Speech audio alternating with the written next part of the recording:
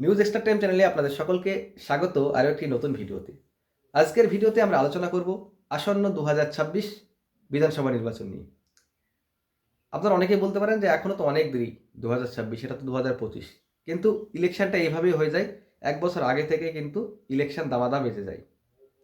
তা সেই জন্য আমরাও 2026 যে বিধানসভা ইলেকশন সেটা নিয়ে প্রেডিকশন করব, কোথায় কোন ক্যান্ডিডেট প্রার্থী হবে সেটা নিয়ে আলোচনা করব, নতুন কোনো চমক আসে নাকি সেটা নিয়ে আলোচনা করব, এছাড়াও কোন দল এবারে সরকার গঠন করতে পারে সেটা নিয়ে আলোচনা করব, 1 নম্বরে কে থাকবে, 2 নম্বরে কে থাকবে, 3 নম্বর কে থাকবে সেটা নিয়ে আমরা প্রতিনিয়ত পর্যায়ক্রমিক ভিডিও দিয়ে আলোচনা করব। আপনারা অবশ্যই পাশে থাকবেন, আর চ্যানেলে যারা নতুন তারা অবশ্যই চ্যানেলটিকে সাবস্ক্রাইব করে দেবেন।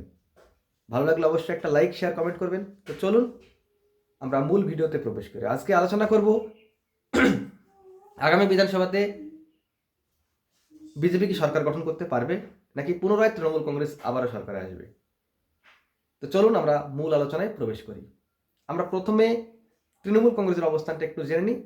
তৃণমূল কংগ্রেসের বর্তমান পরিস্থিতি কি? আপনারা যেভাবেই যেটাই ভাবুন না কেন, তৃণমূল কংগ্রেসের বর্তমান অবস্থান কিন্তু খুবই ভালো। এত দুর্নীতি, এত অপপ্রচার, তারপরে তৃণমূল কংগ্রেসের কিভাবে অবস্থান ভালো হয়, এটা সত্যিই আপনাদের কাছে কিন্তু এখন কোশ্চেন। আমি আপনাদের একটু ছোট্ট করে বুঝিয়ে দিই। আমরা দেখলাম কিছুদিন আগে তিলোত্তমার বিচার ব্যবস্থা, সেই বিচার ব্যবস্থাতে আমরা দেখতে পেলাম সেখানে প্রত্যক্ষ দোষীর সাজা হলো আমৃত্যু কারাদণ্ড।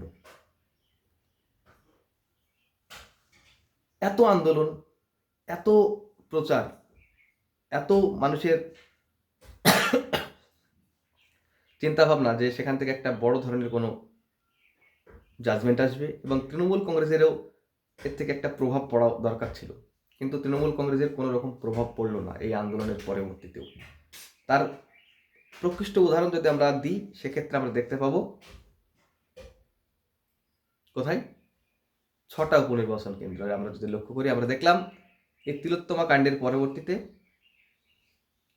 6টা উপনির্বাচন হয়েছিল। 6টা উপনির্বাচনে 6টাই তৃণমূল কংগ্রেস জিতেছিল।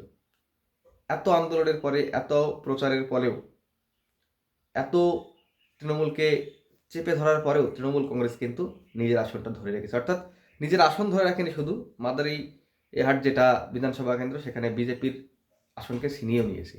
তো এই মতো অবস্থায় সেই রকম কোনো প্রভাব তাদের কিন্তু পড়েনি, অর্থাৎ তিলোত্তমা কাণ্ডের কোনো প্রভাব তৃণমূল কংগ্রেসের ওপরে পড়েনি, এটা পরিষ্কার।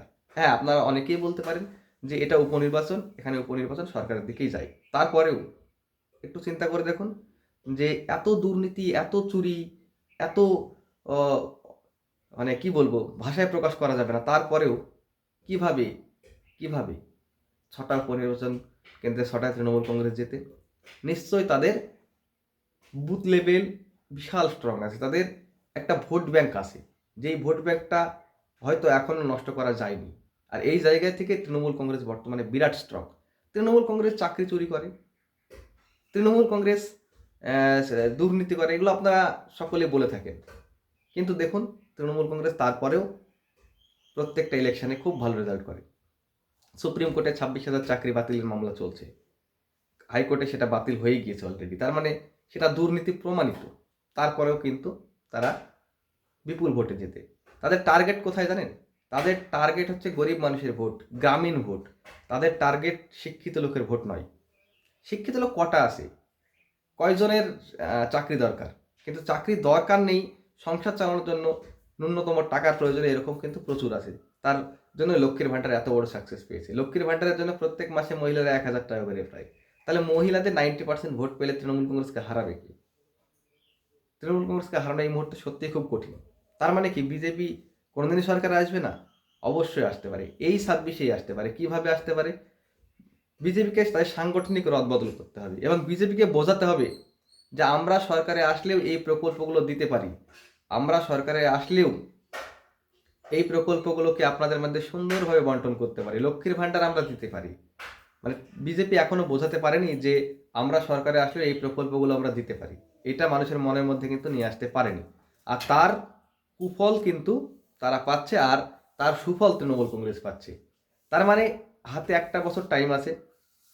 তো এই 1টা বছরও বলবো না, 7 থেকে 8 মাস টাইম আছে। এর মধ্যে যদি বিজেপি তাদের সাংগঠনিক রদবদল করে এবং বিজেপি যদি তাদের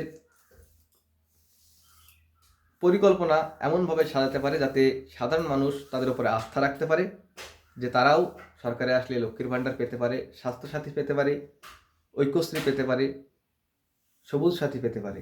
তো এই সমস্ত বিষয়গুলোর দিকে অবশ্যই বিজেপিকে লক্ষ্য রাখতে হবে।